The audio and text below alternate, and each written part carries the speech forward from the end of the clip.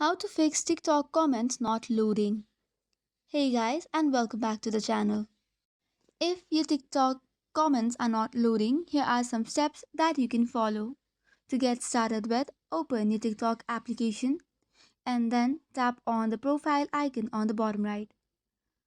Once you tap on it, then tap on the hamburger icon which is on the top right and then go to settings and privacy.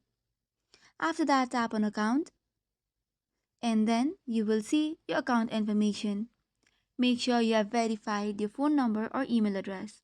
This could be one solution to your problem. Likewise, for the next one, go back to the previous page and tap on Privacy or Security and Permissions. From here, check for any shares or activities that might have affected your account status and caused restrictions. Another thing you need to make sure is updating your TikTok app. For this, go to Play Store.